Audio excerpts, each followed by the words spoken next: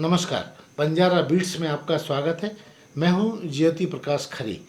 आज हम आपको मिला रहे हैं संगम बिहार की निवासी श्रीमती डॉक्टर सुनीता वर्मा से, जो कि बुंदेलखंड विश्वविद्यालय में हिंदी के प्रवक्ता के रूप में सेवारत हैं।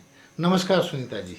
नमस्कार सर। सुनीता जी, जैसा कि हमने उल्लेख किया कि आप हिंदी विभाग और हिंदी संस्थान से जुड़ी हुई हैं, आप हमें हमारे दर्शकों को छोटा सा परिचय दीजिए। कहाँ आप पैदा हुई, पली बढ़ी, शिक्षा कहाँ तक हुई आपकी?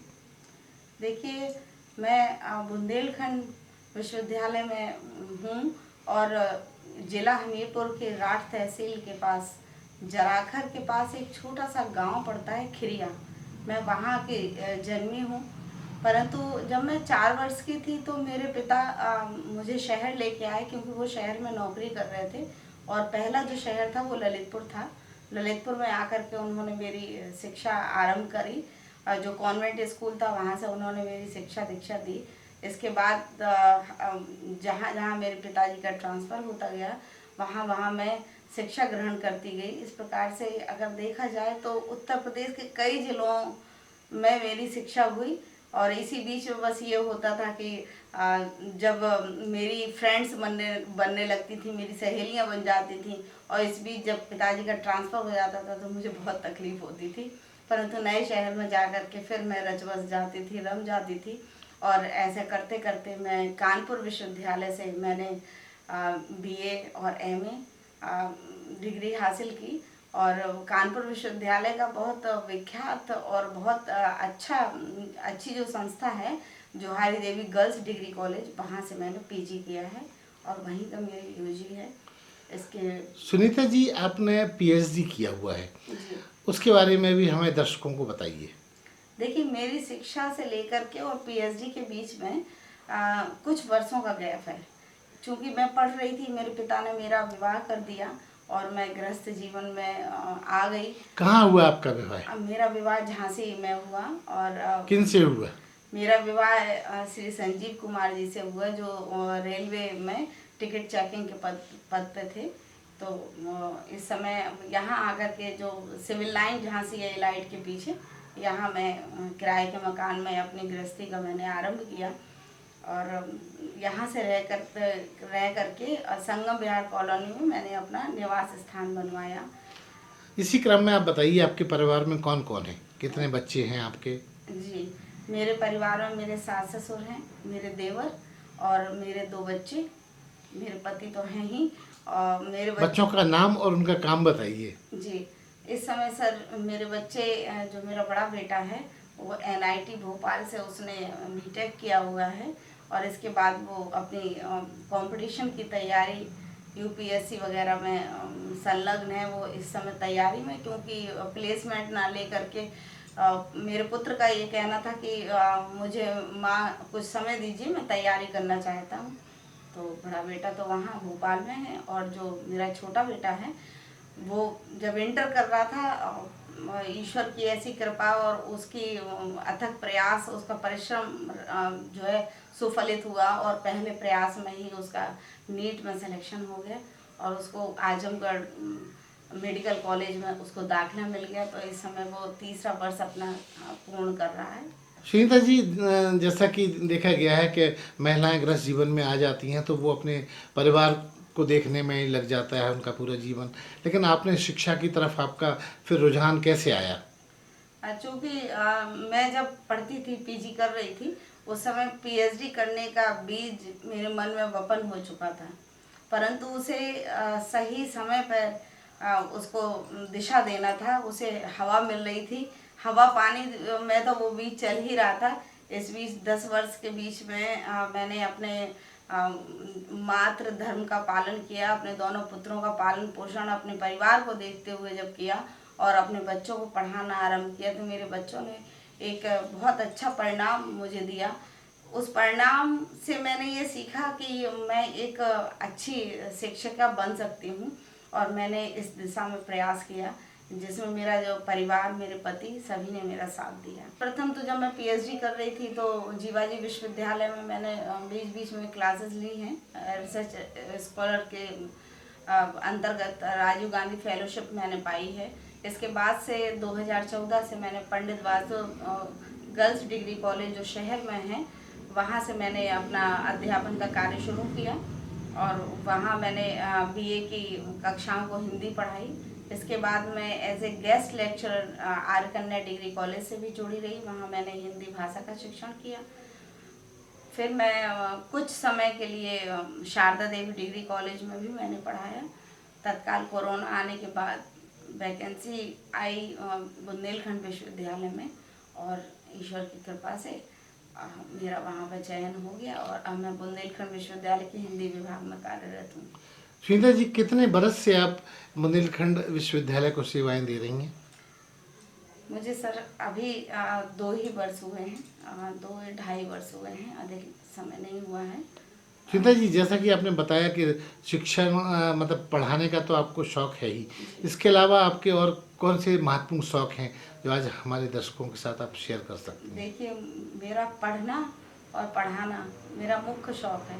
इसके अतिरिक्त मुझे पेंटिंग बनाना, बुनाई, सिलाई, कढ़ाई और जो है सिलाई का मुझे बहुत शौक है। मुझे आज भी जब भी अवसर मिलता है और तो मैं कुछ ना कुछ सिल लिया करती हूँ, अपनी ड्रेस कुछ भी सिल लेती हूँ। सिल के जो आत्मसंतुष्टि मिलती है, जो खुशी मिलती है, उसकी बात ही और है। सुनीता जी, एक महत्वपूर्ण अभी आपने एक अचीवमेंट किया है, आपकी एक पुस्तक प्रकाशित हुई है। जी जी उसका नाम और उसका विवरण हमारे दर्शकों के साथ शेयर कीजिए। जी मेरी जो हाल ही में पुस्तक आ रही है वो संत शिरोमणि गोस्वामी तुलसीदास जी के ऊपर है। चूँकि संत शिरोमणि गोस्वामी तुलसीदास जी को भक्ति कवि के रूप में सबने देखा है। मैंने भी बचपन से उनके बारे में पढ़ा और श्री रामचरितमानस और उनके ग्रंथों को पढ़ा।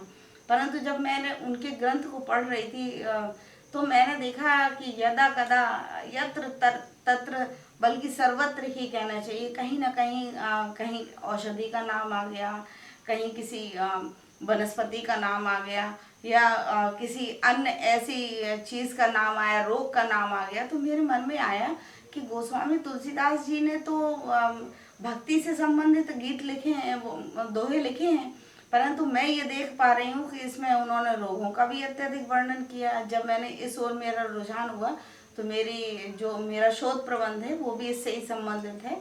तुलसी साहित्य में वर्णित रोग और उनकी चिकित्सा, उसका एक अध्याय था तो आयुर्वेद।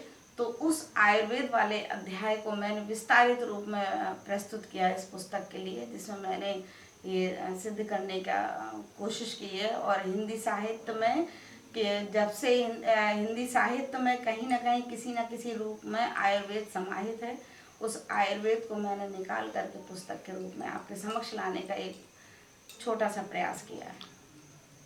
सुनीता जी, एक और महत्वपूर्ण सवाल कि चूंकि आप शिक्षा से जुड़ी रही, आपने घर को भी बहुत अच्छे से संभाला, अगर आपसे एक सवाल किया जाए कि आपकी 2 ख्वाहिशें कोई अब बाकी हैं तो उनको आप किस तरह से कहना चाहेंगी? जो मेरी ख्वाहिशें अभी बाकी हैं, समय रहते मैं ईश्वर से यही प्रार्थना करूंगी कि मेरी ख्वाहिशें पूरी हो जाएं। तो उनका उल्लेख कीजिए।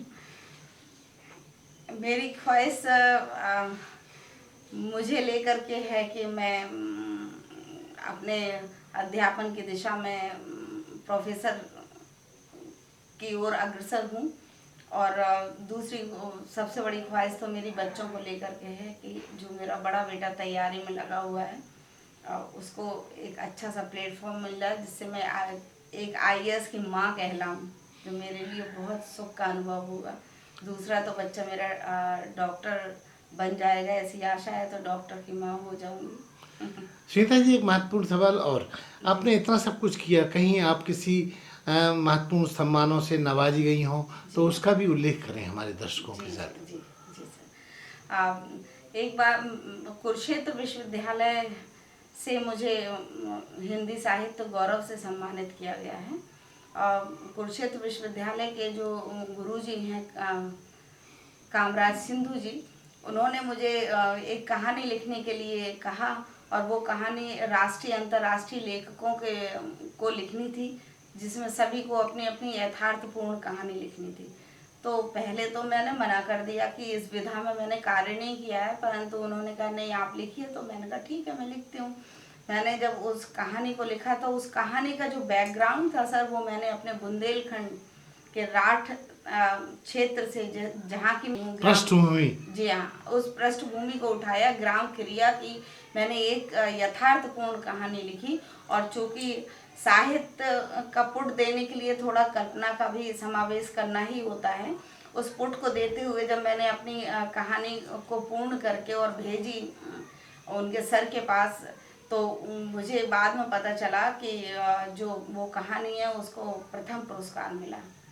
जो चलिए मेरे बंजारा बीट आपको इसके लिए बधाई देता है। जी जी जी, इसके अलावा और भी आपके कुछ आपने बताया था बातचीत के दौरान कि आपने बहुत कुछ लिखा है जो प्रकाशित भी हुआ है, उनका उल्लेख करें।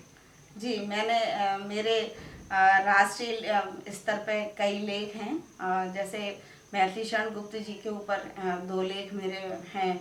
इसके अतिरिक्त भी मैंने भगवान बुद्ध और उनका आरोग्य जीवन, उस पर भी मैंने लिखा है। इसके अतिरिक्त मैंने मध्यकालीन समय में, जो मध्यकालीन काल है, उस समय जहाँ जहाँ आयुर्वेद पाया गया उसको भी मैंने चुटपुट दिया हुआ है। इसी प्रकार से मेरे अंतर्राष्ट्रीय लेख भी हैं जिसमें मैंने भव रोगों का परिचय दिया है। भव रोग से तात्पर्य एक ऐसा रोग जो हमें आपको सबको होता है, यानी संसार में आने वाला हर व्यक्ति भव रोग से ग्रस्त है। भव रोग का आप लोगों ने सुना भी होगा, तो उसके बारे में भी मैंने डिटेल से अपने लेख में प्रस्तुत किया है। अगर सरल भाषा में हमारे दर्शक जानना चाहें, आप जो नाम ले रहे हैं भाव रोग, इसको आप किस तरह एक्सप्लेन करेंगी? देखिए, जब बच्चा इस दुनिया में आता है तो वो एक पीड़ा से युक्त होकर के आता है। जब उसका जन्म होता है और उसके बाद उसको भूख की पीड़ा लगना और जो भी कार्य विधि का करना, वो संसार में आके आ जाता है। फिर वो विकारों की ओर जाने लगता है। जैसे जैसे उसको सांसारिक ज्ञान होता है, वो विकारों की ओर जकड़ने लगता है। तो उस विकार की ओर न जकड़ करके, यानी जब बच्चा विकार की ओर जाता है तो वो भव रोगों से, बच्चे से तात्पर्य जब वो बड़ा भी हो जाता है वो भव रोगों से ग्रस्त हो जाता है। तो गोस्वामी तुलसीदास ने उन्हें ऐसा मार्ग दिखाया हम लोगों को कि हम लोग भव रोगों से ग्रस्त ना हो। यानी जो संसार के रोग हैं, जैसे दुख, मोह, ममता, तृष्णा, ये सारी चीज़ें हैं, तो इनमें अधिक न पढ़ करके हम एक संतुलित मात्रा में रहें, अपने जीवन में रखें तो, परंतु एक संतुलित रूप में रखें। इन सब का दिया है उन्होंने, गोस्वामी तुलसीदास जी ने। उन्हीं की, उनका ही जो काव्य संग्रह है उनमें से ही मैंने भवरोग को निकाला है। सुनीता जी कहते हैं कि कोई भी व्यक्ति यूं ही नहीं विकसित हो जाता है, खुशबूदार हो जाता है। हर किसी के जीवन में मोटिवेशनल पॉइंट ऑफ व्यू से लोग जुड़े रहते हैं। आपके जीवन में ऐसे कौन से लोग थे, उनका उल्लेख करें जिन्होंने आपको प्रमोट किया? जी, मेरे जीवन में अगर मैं सीढ़ी दर सीढ़ी व्यक्त करूं तो सर्वप्रथम तो मेरे बच्चे, मेरे पति, और इसके बाद जो मुझे एक अविच्छिन्न सहयोग मिला जो है एसोसिएट प्रोफेसर डॉक्टर आरपी निमेश जी का, जो मेरे घर के कुछ घरों को 8-10 घर छोड़ के रहते हैं, आप पड़ोसी भी कह सकते हैं। उनका जो मेरा साथ मिला, उन्होंने जो मेरा सहयोग किया और उन्होंने मुझे जिस प्रकार से बहू माना और मैंने उनको अपने ससुर का जो स्थान, उनको सम्मान दिया। वास्तव में देखा जाए तो ससुर और बहू का ऐसे जीवंत उदाहरण बहुत कम मिलेगा आपको देखने को। और मैंने उसी तरह से, वो मेरे पिता तुल्य ससुर साहब, जो भी आप कह दीजिए, शोध कार्य को करने के लिए उन्होंने मुझे उंगली थाम के, उंगली पकड़ के चलना सिखाया। मैं जब भी परेशान हुई शुरू में और मैं शोध कार्य नहीं कर पाई, एक दिन मैंने कहा कि अंकल जी मैं नहीं लिख पाऊँगी, मेरे बस की बात नहीं है कि मैं शोध कार्य कर सकूँ। तो उन्होंने बहुत प्यार से कहा, मेरे घर आए, और चूँकि उस दिन संयोग से वो खाने पे आए थे, तो कहने लगे कि ये तू क्या कर रही है, चूँकि वो आगरा के रहने वाले हैं, बोली वहाँ की ऐसे ही है। तो मैंने कहा कि कुछ नहीं, मैं रोटी बना रही हूँ। तो कहने लगे ये कैसे बना रही है? तो मैंने कहा कि ये तो अंकल जी प्रैक्टिस से हो जाते। बोले बिल्कुल, शोध कार्य प्रैक्टिस से ही होता है। जिस प्रकार से तुमको रोटी बेलते बेलते बेलने की आदत होगी और सेकंडों में तुम बना देती हो, ऐसे ही जब एक बार लिखोगी, 2 बार लिखोगी, 4 बार लिखोगी, गलत होगा तो आप फिर से लिखिए, आ जाएगा। और वास्तव में ये आ गया, एक बात। दूसरी बात, जो मेरे डॉक्टर आरपी निमेश जी ने एक सूत्र और दिया मुझे जीने का, उन्होंने कहा 24 घंटा आपके पास है और 24 घंटा राष्ट्रपति के पास है। वो 24 घंटे में पूरे देश को देख लेते हैं और 24 घंटा आपके पास है। तो जब 24 घंटे में आपको घर भी देखना, परिवार भी देखना, बच्चे भी देखना और आपको पढ़ना भी है, तो ये आपको तय करना होगा कि इन 24 घंटों में आप किस प्रकार से अपने लिए वक्त निकालते हैं। वो वक्त जो बेवजह का आप कहीं पर बाहर निकालते हो या किसी के बीच में निकालते हैं, उस वक्त को सहेजना सीखिए। दूसरे क्रम में जी, आपके दूसरे क्रम में कौन रहे? अब जो दूसरे क्रम में आते हैं, डॉक्टर आरपी निमेश जी के द्वारा मिलाए गए जीवाजी विश्वविद्यालय और महारानी लक्ष्मीबाई उत्कृष्ट महाविद्यालय के हिंदी विभाग के प्रोफेसर डॉक्टर आदरणीय डॉक्टर आर के सिंह जी, जो मेरे शोध निदेशक रहे, उनसे मिलना हुआ। वो भी बहुत एक सरल स्वभाव, सज्जन व्यक्ति रहे और उन्होंने मेरे शोध कार्यों को बहुत एक गुरु को जैसे होना चाहिए वो सारे गुण मैंने उनमें देखे।